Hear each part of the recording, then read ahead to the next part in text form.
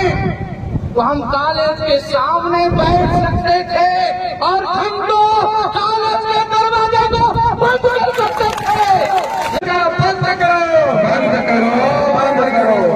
बंद करो, बंद करो। कैसे हैं मेरे प्रिय भाई और बहनों, आप सभी को जय यीशु। आज के समय में लोग यीशु मसीह को मानने वाले लोगों को इतना सता रहे हैं, उनके ऊपर झूठा आरोप लगा रहे हैं, अत्याचार कर रहे हैं, मारपीट कर रहे हैं। और वो लोग सोच रहे होंगे कि यदि यीशु मसीह सच में सच्चा परमेश्वर होते, यदि यीशु मसीह सच में जीवित परमेश्वर होते तो ईसाइयों का साथ देते, उनको मानने वालों का साथ देते, और जो लोग विरोध कर रहे हैं उनका ना जाने क्या क्या हालत कर देते। लेकिन ऐसा बिल्कुल नहीं है दोस्तों। यीशु मसीह हम और इन जैसे पापी लोगों के लिए ही संसार में आए ताकि वे पश्चाताप करें, मन फिराएं और खराब रास्ता छोड़कर परमेश्वर की ओर लौट आए। यीशु मसीह यही चाहते हैं कि लोग बर्बाद ना हो, पश्चाताप करें, मन फिराएं और उनका पाप से मुक्ति पाएं। यदि यीशु मसीह इस संसार में पापियों को विनाश करने के लिए आते, पापियों को मारने के लिए आते, तो शायद आज के समय में इस संसार में जितने भी पापी लोग हैं, जितने भी पापी मनुष्य हैं, कोई नहीं बच पाता, कोई भी स्वर्ग का राज में प्रवेश नहीं कर पाता। सिर्फ धर्मी लोग ही स्वर्ग का राज में प्रवेश कर पाते, और जितने भी पापी लोग हैं कोई स्वर्ग का राज में प्रवेश नहीं कर पाते और ना ही किसी को पाप से मुक्ति मिलता। लेकिन यीशु मसीह धर्मियों के लिए नहीं बल्कि पापियों के लिए ही संसार में आए ताकि लोग यीशु मसीह को जाने, समझें, खराब रास्ता छोड़कर यीशु मसीह की ओर लौट आए। परमेश्वर जानते थे कि इस संसार में बहुत सारे पापी लोग हैं, इस जगत में बहुत सारे पापी लोग हैं, लेकिन फिर भी उन्होंने इस संसार को इतना प्रेम किया, इस जगत को, इस मानव जाति को इतना प्रेम किया कि वो अपना एकलौता पुत्र यीशु मसीह को इस संसार के लिए, इस सारे मानव जाति के लिए अर्पित कर दिया ताकि जो कोई भी व्यक्ति उसके ऊपर विश्वास करे वो सर्वनाश ना हो बल्कि उसको अनंत जीवन मिले। वो मरने पर भी 3 दिन के बाद में यीशु मसीह में पुनर्जीवित हो जाए। इसलिए परमेश्वर ने ये सब जानते हुए भी कि संसार में इतने सारे पापी लोग हैं, फिर भी उन्होंने अपना एकलौते पुत्र को इस संसार के लिए अर्पित कर दिया। यदि आप लोग पढ़ोगे यूहन्ना लिखित सुसमाचार का अध्याय 3 का 16 में, तो वहां पे लिखा है, परमेश्वर ने इस संसार को इतना प्रेम किया कि वो अपना एकलौता पुत्र यीशु मसीह को इस संसार के लिए अर्पित कर दिया ताकि जो कोई व्यक्ति उसके ऊपर विश्वास करे वो सर्वनाश ना हो बल्कि अनंत जीवन पाए। अभी हम लोग थोड़ा सा बात करते हैं उन लोगों के ऊपर जो लोग यीशु मसीह को मानने वालों को विरोध करते हैं, यीशु मसीह को मानने वाले लोगों का विरोध करते हैं, उनको सताते हैं, अपमान करते हैं, उनके ऊपर झूठा आरोप लगाते हैं। हम लोग थोड़ा सा उनके बारे में बात करते हैं कि यीशु मसीह उन जैसे लोगों को लेकर क्या कुछ कहते हैं। यदि आप लोग पढ़ोगे संत यूहन्ना लिखित सुसमाचार का अध्याय 10 का 16 में, तो वहां पे यीशु मसीह कहते हैं, मेरी और भी भेड़ें हैं जो इस भेड़शाला की नहीं है, मुझे उन्हें भी ले आना है, वे भी मेरी आवाज सुनेगी, तब एक ही झुंड होगा और एक ही गड़ेरिया। यीशु मसीह हम मानव जाति को भेड़ों के साथ में तुलना करते हैं और वो कहते हैं कि आज के समय में जो लोग यीशु मसीह को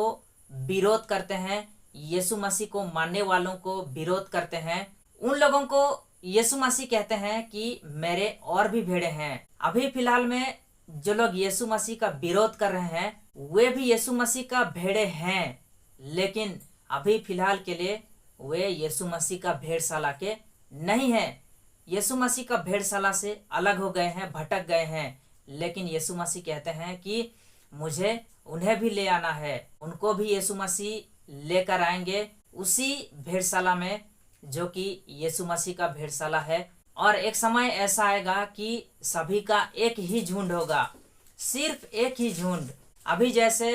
एक झुंड नहीं है, सबका अपना अपना झुंड है, वैसे नहीं, एक समय ऐसा आएगा कि सभी का एक ही झुंड होगा और एक ही गड़ेरिया, वो है यीशु मसीह। सब कोई यीशु मसीह का ही अनुसरण करेंगे, यीशु मसीह को ही परमेश्वर के रूप में स्वीकार करेंगे, एक दिन ऐसा समय भी आएगा। यीशु मसीह इस वचन के माध्यम से लोगों को यही संदेश देते हैं। लेकिन यदि कोई यीशु मसीह का विरोध करते करते, यीशु मसीह को मानने वालों का विरोध करते करते ही उसका यदि समय चला जाता है, तो उनके साथ में क्या कुछ होगा, यीशु मसीह उनको लेकर क्या कुछ कहते हैं। आइए थोड़ा सा हम लोग वचन के माध्यम से उनके बारे में भी थोड़ा सा जानने के लिए कोशिश करते हैं। यदि आप लोग पढ़ोगे संत यूहन्ना लिखित सुसमाचार का अध्याय 10 का 32 और 33 में, तो वहां पे लिखा है, जो मुझे मनुष्यों के सामने स्वीकार करेगा उसे मैं भी अपने स्वर्गिक पिता के सामने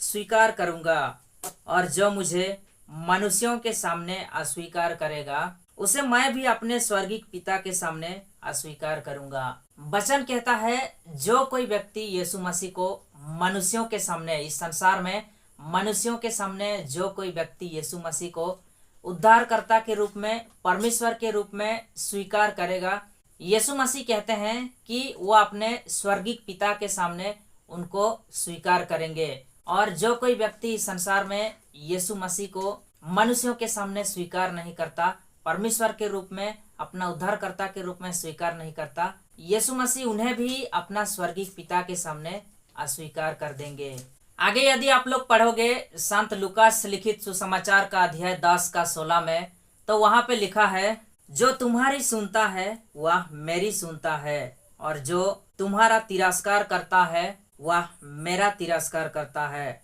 जो मेरा तिरस्कार करता है वह उसका तिरस्कार करता है जिसने मुझे भेजा है। इस वचन हमें यही संदेश देता है कि जो लोग हमारी सुनते हैं वे यीशु मसीह का सुनते हैं, और जो लोग हमारा तिरस्कार करते हैं वे यीशु मसीह का तिरस्कार करते हैं, और जो लोग यीशु मसीह का तिरस्कार करते हैं वे उनका तिरस्कार करते हैं जिसने यीशु मसीह को भेजा है। इसलिए दोस्तों, मैं जाते जाते उन लोगों को यही संदेश देना चाहता हूँ कि यदि आप लोग विरोध करते करते आप लोगों का समय गुजर जाता है, और आप लोग यदि यीशु मसीह को समझ नहीं पाते हो, आप लोग पश्चाताप नहीं कर पाते हो, मन नहीं फिरा पाते हो, तो आप लोगों के साथ में जो घटना घटेगा, आप लोगों को मैंने इस वचन के माध्यम से जानकारी दे दिया। यदि आप लोग इस संसार में लोगों के सामने यीशु मसीह को अस्वीकार करोगे,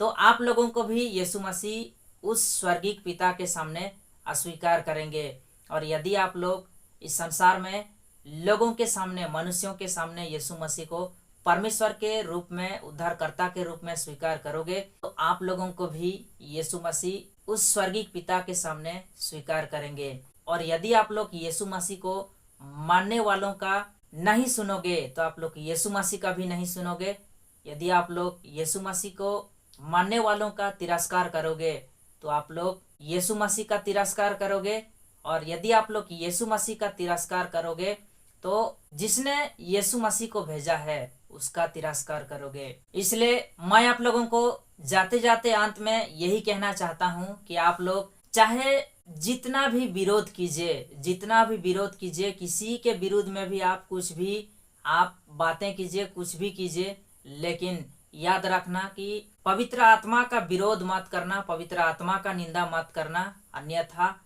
आप लोगों को चाहे इस संसार में हो या फिर इस संसार से जाने के बाद में भी हो, कहीं पे भी आप लोगों का पाप कभी क्षमा नहीं होगा, आप लोगों को कभी माफ नहीं मिलेगा। आप लोग ऐसे ही रह जाओगे और नरक में सड़ते रह जाओगे, लेकिन कभी आपको अनंत जीवन ही नहीं मिलेगा, आपका पाप कभी क्षमा ही नहीं होगा। इसलिए याद रखना, मैं आप लोगों को इस वीडियो के अंदर में जितने भी वचन के बारे में बताया, उन सबको आप लोगों का हृदय में सजा के रखना। और मैं चाहता हूं कि जितने भी मसीह लोग इस वीडियो को देख रहे हैं, इस वीडियो को जितना हो सके आप लोग उन लोगों तक शेयर कर दीजिए जो लोग आज के समय में यीशु मसीह का विरोध करते हैं और यीशु मसीह को मानने वालों का विरोध करते हैं। उन लोगों तक शेयर कर दीजिए ताकि वे भी एक बार इस वीडियो को देखें और उनका मन परिवर्तन हो, वे भी पश्चाताप करें, मन फिराएं और प्रभु को जाने। मिलते हैं दोस्तों नेक्स्ट वीडियो में। आप सभी को फिर से एक बार जय यीशु, धन्यवाद।